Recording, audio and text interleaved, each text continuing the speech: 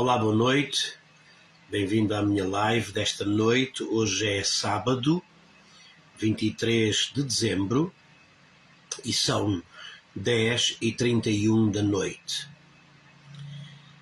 Eu estou em direto aqui para o meu mural de Facebook, aqui nesta câmara. Estou também em direto para a minha conta de Instagram, aqui nesta câmara. E também logo mais daqui a pouco estou no YouTube para esta live também. Se porventura está a ver já no YouTube, peço que carregue aí nessa setinha que está no canto inferior direito, subscreva o meu canal, por favor, ponha um gosto na live e ajude-me a espalhar este conteúdo, e também ao subscrever e ao difundir o meu canal, ajuda-me a entregar estes conteúdos a mais pessoas. A mesma coisa quem está no Facebook, por favor, ponha um gosto aqui nesta live. Também quem está no Instagram, por favor, ponha também um gosto, se achar assim conveniente. Muito bem. Esta noite eu quero falar de narcisismo e algumas ideias que são importantes entender também para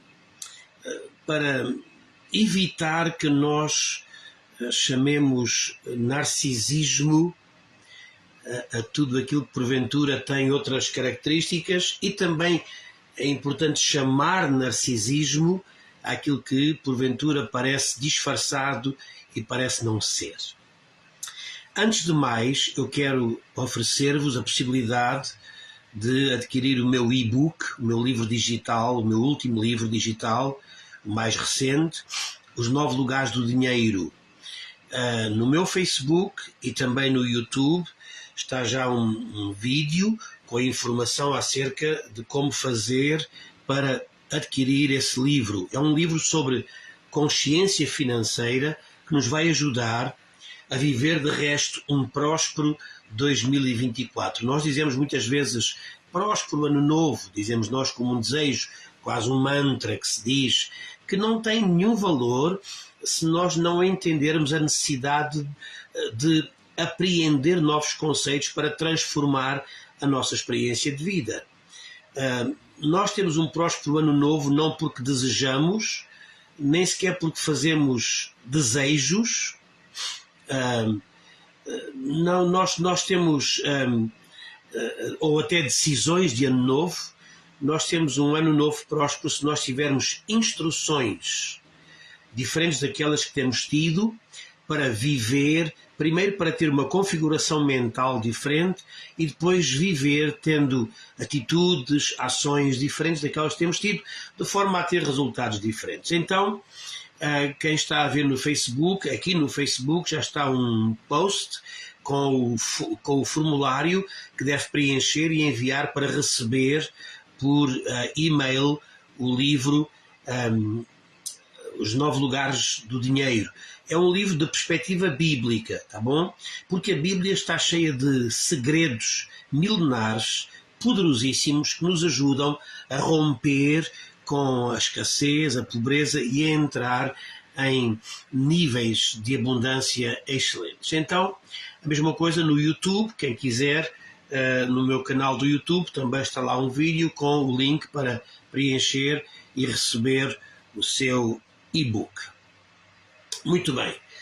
Nesta noite eu quero falar então de narcisismo e começamos com Narciso, que é uma personagem da mitologia grega que foi redescoberta no século XIX pela psiquiatria, quando os psiquiatras começaram a tratar distúrbios mentais, psíquicos em pacientes que desenvolviam um autoerotismo.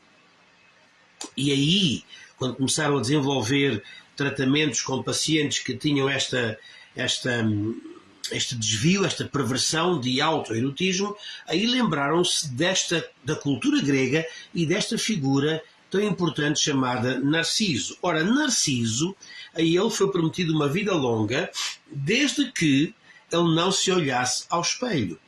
O que é certo é que, passado algum tempo, alguns anos, toda a gente achava Narciso muito belo, atraente, Até que um dia Narciso, ao passar por um caminho, numa lagoa de água clara, limpa, viu o seu próprio rosto naquele espelho de água.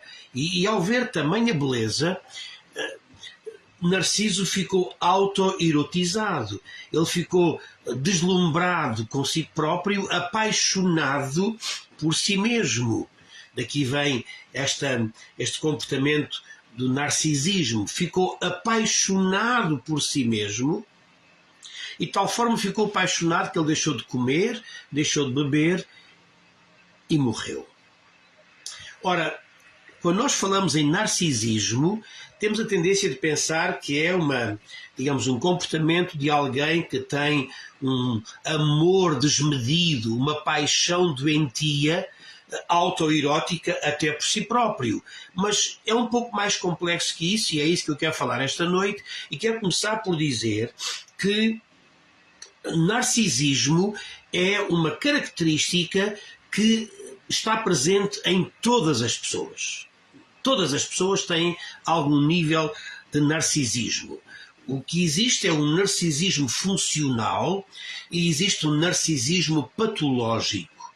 Eu já lá vou explicar cada uma destas duas definições ou apresentações e até apresentar um texto bíblico, já lá vou, do Evangelho de Mateus, que nos dá a entender exatamente estes dois comportamentos do narcisismo funcional e do patológico em dois versículos diferentes do Evangelho de Mateus.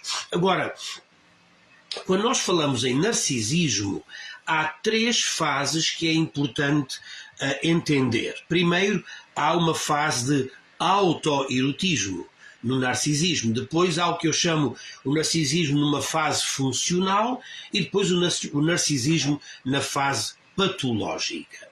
Quando nós falamos em autoerotismo, é aquele narcisismo que, afinal de contas, bem, deixe-me já agora fazer um parênteses, em algumas escolas de psicologia e algumas abordagens psicológicas, algumas terapias, chamam ao narcisismo, chamam-lhe autoestima, autoimagem e por aí fora.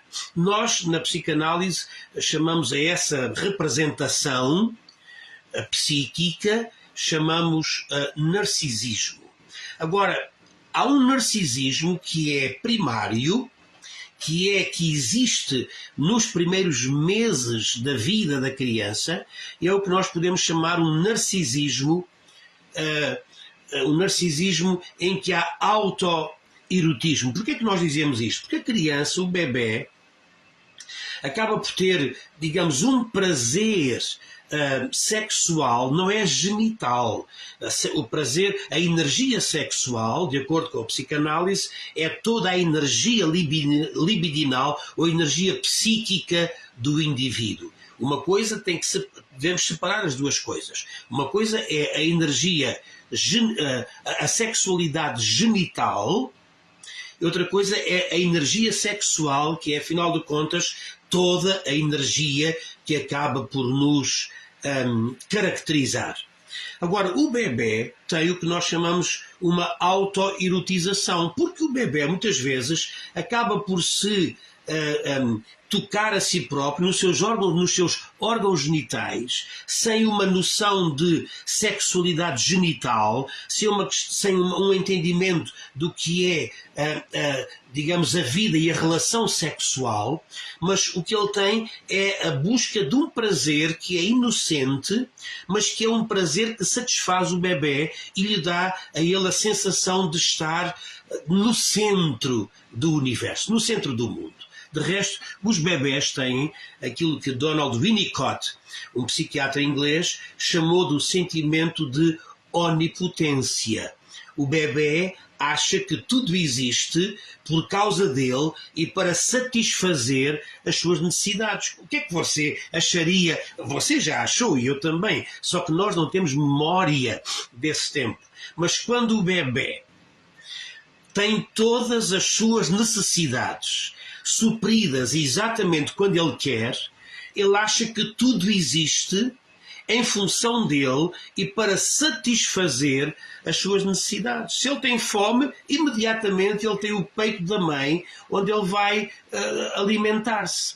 Se ele tem desconforto, imediatamente ele tem a mãe a mudar a fralda. Portanto, o bebê tem esta, digamos, esta imagem autoerotizada de si próprio,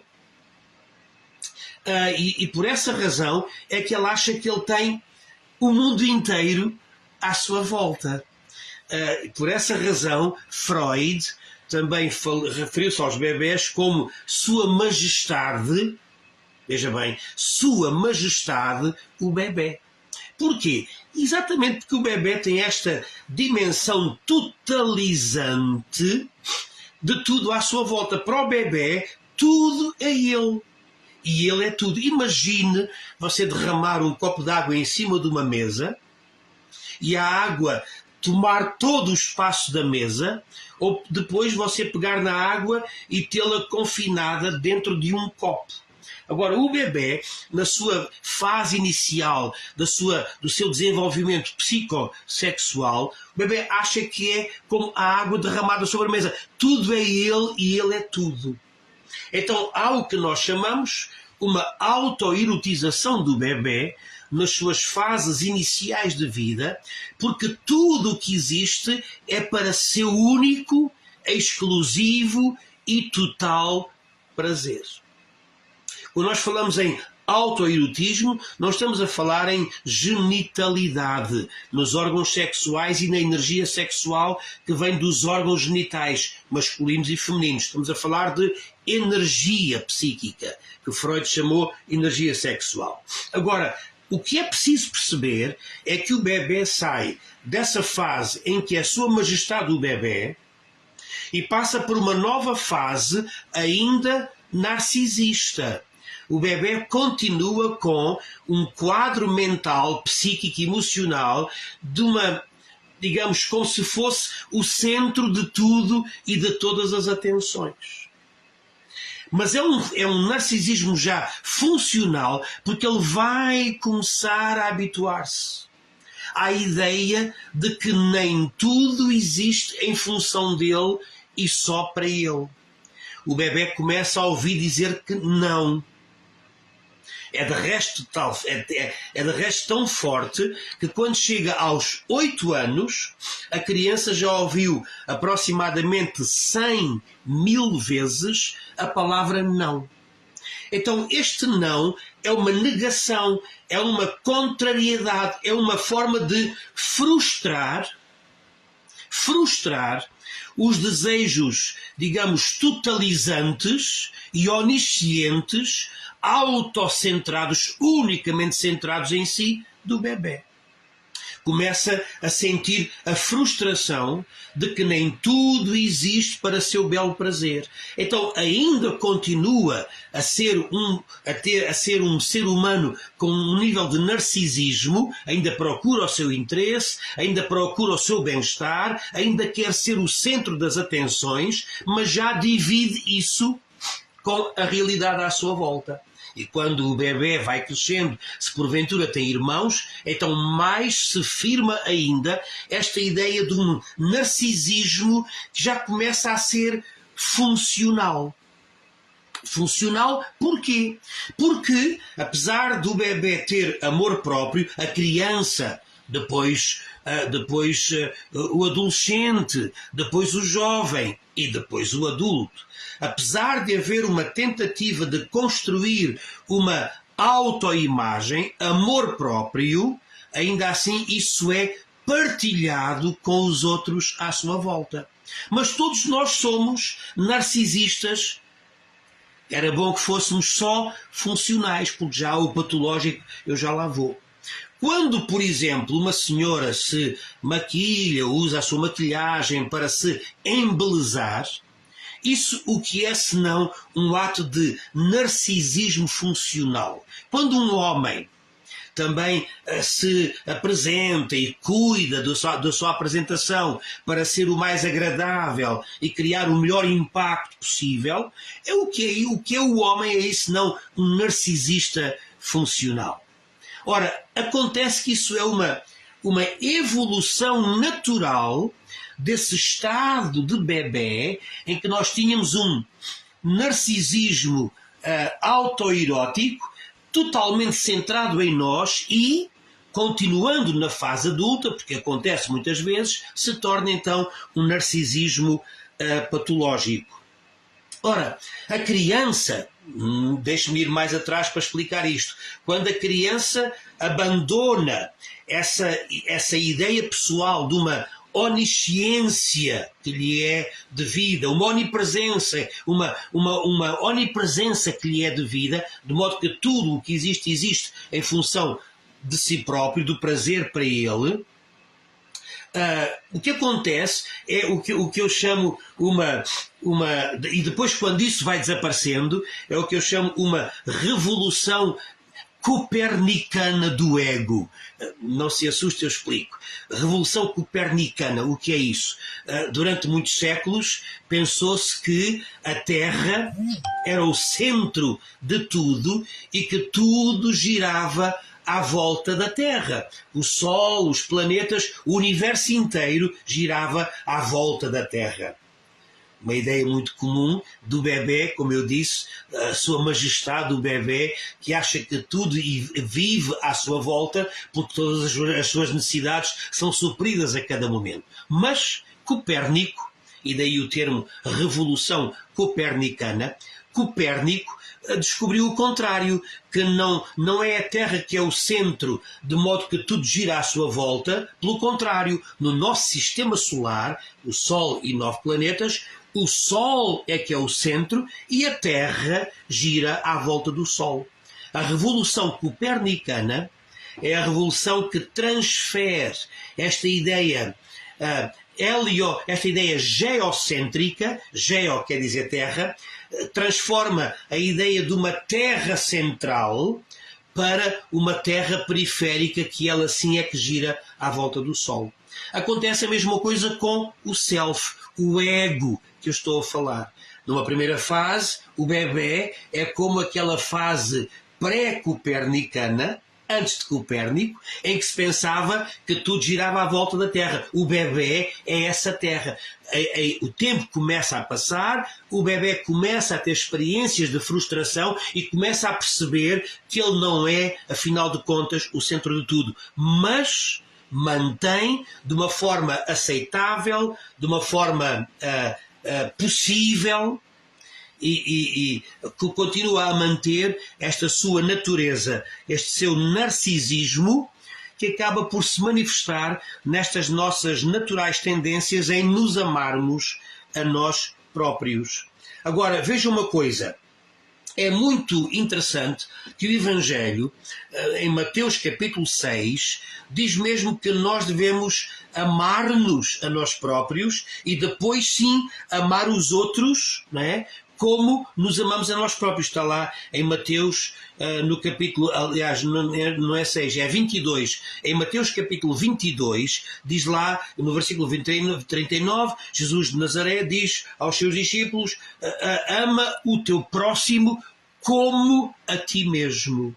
Veja que amar o próximo como a si mesmo implica, antes de você amar o próximo, você tem de ter amor próprio. Ama-se a si próprio e depois disso ama os outros. Então é uma fase de narcisismo funcional. O Evangelho, ouça o que eu lhe vou dizer, o Evangelho, em Mateus capítulo 22, 39, fala do que eu estou a falar hoje, de um narcisismo funcional, não patológico, já lá vou. Um narcisismo funcional que se manifesta pelo amor próprio que você tem de ter. O amor que você tem de ter a si mesmo, por si mesmo, para que com o excedente, se quisermos desse amor, você, de uma forma generosa, amar os outros. Então, é muito importante entender que o bebê sai desta fase de um narcisismo autoerotizado. Se você está a entrar agora, vá atrás depois ao início para entender o que eu estou a dizer. É importante o movimento que o bebê faz deste narcisismo totalizante para um narcisismo que é um amor partilhado entre ele e aqueles que vivem e convivem à sua volta. De resto, você não é boa companhia se você não tiver um nível de narcisismo funcional. Eu vou repetir, você não será boa companhia se você não tiver um nível de narcisismo funcional. Entender? Porquê? Porque o narcisismo funcional leva-o a si a ter amor próprio, autoestima, considerar-se, respeitar-se a si mesmo, e exatamente nessa medida em que você se ama, você também ama os outros. Portanto, o narcisismo funcional é, como eu já disse noutras escolas da psicologia, nas terapias cognitivo-comportamentais, as chamadas TCCs e outras escolas, o behaviorismo, por aí fora, falam de autoestima, autoimagem, valor próprio. Na psicanálise nós chamamos a isso o narcisismo funcional. O Evangelho chama a isso o amar os outros como se ama a si mesmo. Ora, mas também há outro tipo de narcisismo, e é aqui que as coisas se complicam. É quando as pessoas, escute, já adultas, ficam fixadas, do ponto de vista psíquico, fixadas no seu desenvolvimento infantil, ficaram lá, houve experiências, recalques, neuroses, que se fixaram na dimensão inconsciente do psiquismo do indivíduo. Essas experiências, algumas delas negativas, traumáticas, deixaram a pessoa fixada naquela fase de narcisismo autoerotizado em que a pessoa está apaixonada por ela própria. E é aí que na fase adulta se torna impossível, torna-se inviável o relacionamento saudável com alguém que, sendo adulto, é não mais que um bebê, que ficou psiquicamente fixado por conta de algum trauma naquela fase da vida infantil, ficou lá fixado e hoje é um bebê, é uma pessoa manipuladora, chantagista, que obriga que toda a gente viva à volta dos seus interesses, caprichos, vontades, aquele tipo de gente que acha que está num pedestal e que você tem de, com dificuldade, subir o pedestal até conquistar sua excelência que está lá em cima. Quando você encontrar uma pessoa assim, você está diante de um adulto que é uma pessoa infantilizada. Essa fase já ficou lá atrás, nos primeiros meses de vida. Essa pessoa talvez precisa de uma psicoterapia. A pessoa que é um narcisista patológico, que é como eu acabei de descrever, essa pessoa está necessitada urgentemente de um acompanhamento psicanalítico, que é, em minha opinião, muito mais profundo e profícuo do que o acompanhamento meramente psicológico, um acompanhamento psicanalítico que vai levar a pessoa até à profundidade, até a fazer uma arqueologia da sua alma, para perceber de que forma é que a pessoa naquela fase infantil, por algum ou alguns factos, ficou lá fixada. Imagine alguém que está preso com o pé a uma estaca, tem um elástico, mas a pessoa vai tentar fugir, mas o elástico traz a pessoa de volta para aquele lugar inicial, junto da estaca. Há pessoas com estacas emocionais, psíquicas na sua alma, e quando eles tentam porventura agir, comportar-se de forma diferente, não conseguem. Há um elástico que puxa a pessoa para trás de volta àquele registro emocional que acaba por ser, acaba por dominar a pessoa inconscientemente, mesmo sem ela querer. Essas pessoas têm de tomar consciência. A primeira forma de sair daí é tomar consciência, a humildade. E muitas vezes também a educação que a criança deve ter e que o adulto. Eu, quando falo em educação, não é só as crianças, são também os adultos. Os adultos. Há adultos que precisavam de um belo par de palmadas, de açoites, para ver se mudam, se acordam. Para ver se acordam. Aquela palmada que se dá no bebê, quando ele acaba de nascer, para romper, para desbloquear as vias respiratórias e os pulmões começarem a funcionar e ele chorar, começarem a inspirar e a expirar. Aquela palmada no rabo do bebê é a mesma palmada com mais força que alguns adultos precisam. Para ver se acordam, para ver se saem desse estado infantiloide, completamente bebezoide, a palavra não existe, mas fica aqui inventada, para ver se saem daí, para que, porventura, a sua vida melhore e deixem de fazer um inferno para as pessoas que vivem à sua volta.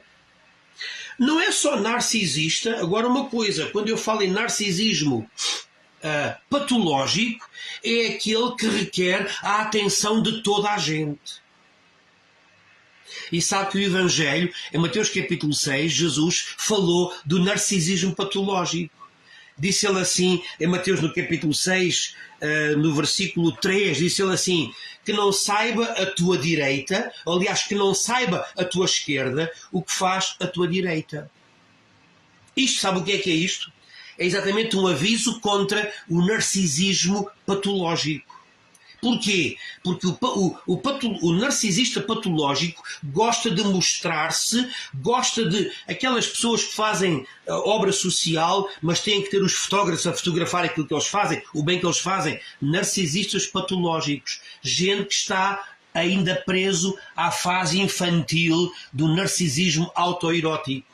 Quando você vir essa gente a fazer obras sociais, a fazer o bem, mas tem de ter as televisões ou para reportar os fotógrafos o que está a fazer, você sabe, fica a saber que está diante de uma pessoa que é psiquicamente doente. Psiquicamente doente. Pode estar a fazer o bem, mas está a fazer o bem de uma forma doentia, porque o Evangelho manda que haja um narcisismo funcional, que não é patológico e que não requer a atenção e o aplauso de toda a gente. Não saiba a tua esquerda o que faz a tua direita. Logo, este narcisismo patológico acaba por ser... é tão cansativo, acaba por sugar, extrair a vida de toda a gente à sua volta. É quase como um eucalipto que seca tudo à sua volta, porque só ela, a pessoa narcísica, é que tem o direito a existir e tem as necessidades. Outra vez a pessoa bebe, eu tenho as minhas necessidades emocionais, se eu não tenho as minhas vontades feitas, dá-me uma coisinha má, se eu não tenho as minhas necessidades resolvidas, eu ponho a minha vida em risco. Ouça, é tão difícil a convivência com uma pessoa narcisista patológica que das duas uma, ou você se afasta, ou você, se você tem influência sobre essa pessoa, você tem de fazer alguma coisa, e há algumas coisas a fazer, que vão levar a pessoa a cair em si e porventura a mudar esta sua natureza psíquica, este seu inconsciente doente. Um narcisista patológico é basicamente uma pessoa doente no seu psiquismo. Esta necessidade de aprovação contínua, validação naquilo que faz, de aparecer em todo o lado. Pessoas... Eu estava há dias a ler de um futebolista famoso, outro narcisista patológico, um bebê, a dizer, eu não sei se sei lidar, quando chegar à altura de me afastar do futebol, não sei se sei lidar com esse afastamento e a falta do aplauso das pessoas. Sabe o que é isto? É um bebê, uma pessoa de convivência impossível.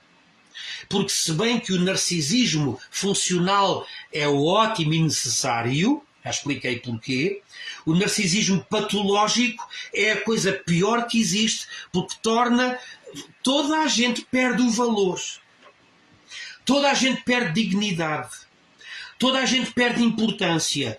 Ela passa a ser a única criatura é como se fosse a única pessoa com necessidades no planeta que tem de ser, ou pelo menos no seu universo, que tem de ser atendida e tem de ser satisfeita. O problema é que a pessoa narcisista, patológica, não é só aquela que se sente vaidosa consigo mesmo, como se fosse o centro do universo. O tal, uma pessoa antes da Revolução Copérnica, como eu expliquei, aquela que pensa que tudo gira à sua volta. Essa pessoa narcisista é também muitas vezes uma pessoa cheia de ódios, raivas. Então você pensa que o narcisista é o vaidoso convencido, que está sempre bem com tudo e que vive no centro das atenções e na crista da onda. Não, não, não. O narcisista sofre de raivas e ódios incontidos por duas razões. Primeiro, porque ele acaba por perceber que ele próprio não está à altura, não está a viver e a desfrutar essa condição de super-humano que ele acha que tem. E como ele próprio se sente aquém dessa condição, cria um ódio, uma raiva, uma impossibilidade relacional contra si próprio. O narcisista é uma pessoa altamente destrutiva, também da sua própria psique, do seu próprio psiquismo, mas também esta atitude agressiva, violenta, é contra as outras pessoas quando porventura não satisfazem, não alimentam a necessidade que o narcisista tem de ser valorizado e de ser elogiado. Agora, nós temos aqui, como acabei de dar, duas representações do narcisismo.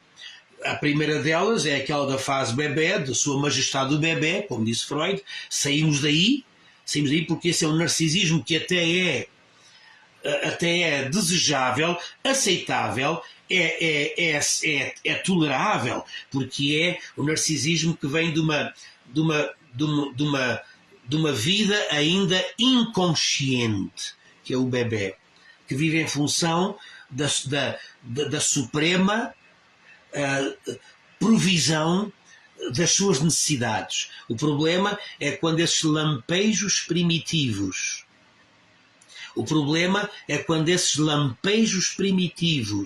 da sua natureza psíquica ainda se veem nos adultos que tristemente vivem do ponto de vista emocional como se fossem bebés, como se fossem crianças.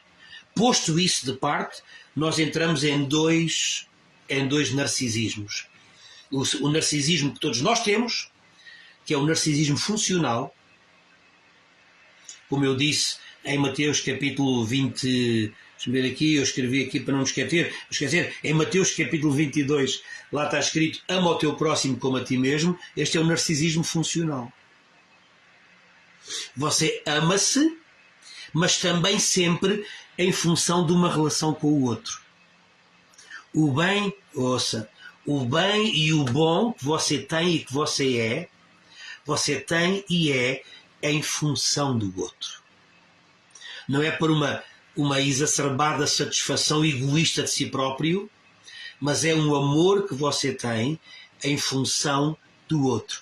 Ama-te a ti e depois ama o teu próximo como tu te amas a ti mesmo. O segundo narcisismo é o narcisismo patológico.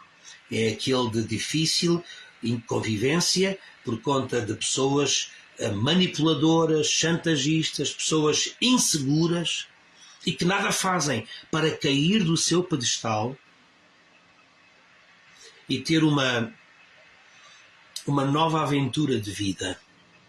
Se as pessoas tão somente descobrissem que é muito mais, como é de dizer, é muito mais satisfatório viver uma vida de amor próprio dado aos outros do que viver uma vida de uma tentativa doentia, patológica de sugar, absorver tudo dos outros para seu belo prazer.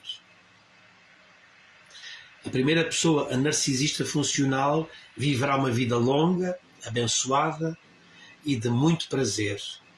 O narcisista patológico, aquele que suga tudo e tudo exige de toda a gente para satisfazer o seu ego, essa pessoa terá uma vida curta e de muita dificuldade.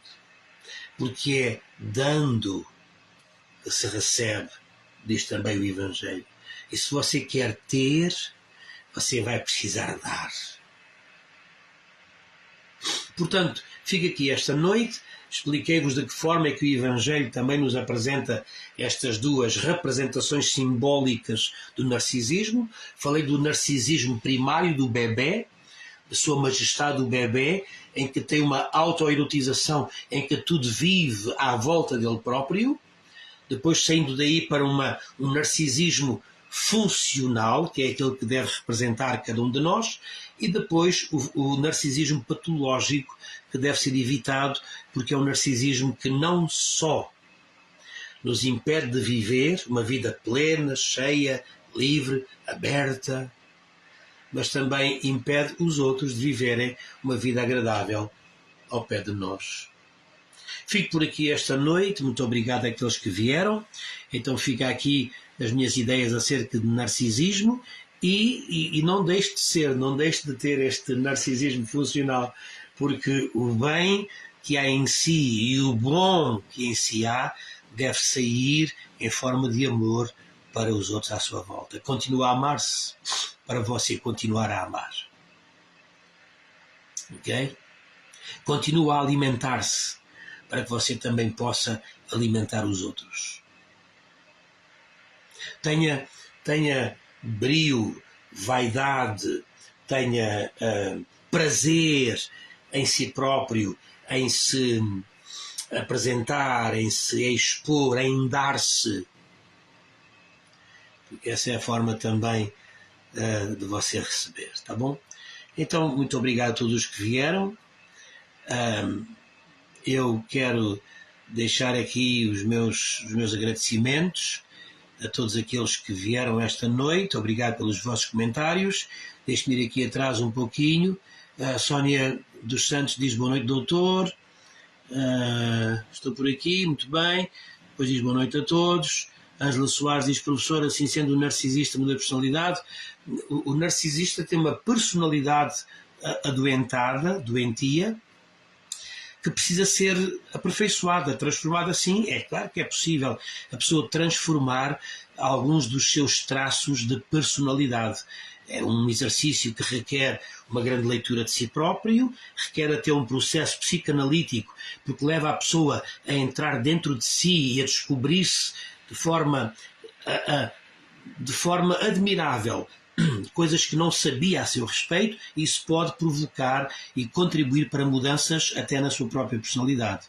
A Elizabeth Sena diz, muito difícil a pessoa aceitar que é um narcisista patológico. Sim, é difícil aceitar, mas é por isso que estamos aqui, para ir dizendo essas coisas, para as pessoas porventura acordarem do sono letárgico e mortal em que porventura até estão a dormir. A Ângela Soares diz muito obrigado, muito bem. A Elizabeth Sena diz obrigado a Luís, boa noite a todos. O Fernando Paulino diz obrigado, professor Luís, e até amanhã a todos. Muito bem, obrigado também, Fernando Paulino. E pronto, eu vou saindo agora, que já é tarde, já são horas. Amanhã estou aqui de volta para mais um tema, destes temas que têm a ver com estas viagens interiores a uma arqueologia da alma, para porventura nós continuarmos a elevarmos-nos e levando a nossa consciência para porventura ter mais uma vida mais agradável. O Diogo Sousa diz, a Sónia diz sempre nos ajudas, o Diogo Sousa diz obrigado, professor. A Angela Soares diz, professor, se não se importar, posso enviar uma mensagem privada sobre este assunto? Sim, Angela, por favor, pode fazer, com certeza. E já agora quero só lembrar que no meu Facebook está aí um link para, se você quiser ter um próspero ano novo. Nós dizemos isso, próspero ano novo. Às vezes é um mantra, quase uma palavra sem significado, mas eu escrevi um livro digital, um e-book, baseado em princípios bíblicos milenares, provados e comprovados, que ajudam você a ter uma configuração mental diferente, começar a entender novos princípios, novas ideias ligadas com abundância e prosperidade, e se você as aplicar, pode ter realmente um 2024 como um próspero ano novo. Vá ao meu Facebook, ou também se quiser no meu canal do YouTube, mas no Facebook está aí um post com um link, está um vídeo também e um link com um formulário para você preencher e me enviar para receber o meu e-book, Os 9 Lugares do Dinheiro. É o nome desse e-book, que é uma, digamos, uma abordagem a uma nova consciência sobre a nossa vida material, a nossa prosperidade. E Os 9 Lugares do Dinheiro é uma leitura que o vai ajudar de certeza. Ok? Portanto, faça isso. Também eu vou começar no próximo mês de janeiro, durante 12 semanas, um detox da alma. Quem for ao meu YouTube e também quem for ao meu Facebook vai encontrar lá um post com o detox da alma, um formulário, preencha para que eu possa enviar-lhe, através de uma mensagem privada, um vídeo semanalmente, de janeiro até fim de março, 12 vídeos, um por semana, para uma desintoxicação da nossa alma. Todos nós temos restos. Ouça, todos nós temos restos tóxicos emocionais que por vezes dificultam um crescimento, um desenvolvimento da nossa vida. São esses restos tóxicos emocionais que é preciso tratar e que eu vou tratar consigo em 12 vídeos a partir da primeira semana de janeiro. Mas para isso tem de ir ao meu Facebook, buscar lá, procurar logo nas últimas postagens um post sobre o detox da alma, preenche, clica no link, abre o formulário, preenche, envia e depois enviar-lhe a partir de janeiro os vídeos semanais, tá bom? Também repito, não esqueça o meu e-book, Os 9 Lugares do Dinheiro, para poder acrescentar isso ao seu arsenal mental, para ter talvez, quem sabe, o seu melhor ano de sempre, 2024, o ano mais próspero de sempre. Tá bom? Fico por aqui. Boa noite a todos, obrigado por terem vindo e até amanhã, outra vez às 10h30, horário de Portugal, continental, 7h30 da noite, horário de Recife, no Brasil, 5h30 da tarde, na costa leste dos Estados Unidos e de todos os lugares onde nos vêm. Muito obrigado, nos acompanham, obrigado pela vossa presença, até amanhã às 10h30. Tchau, tchau.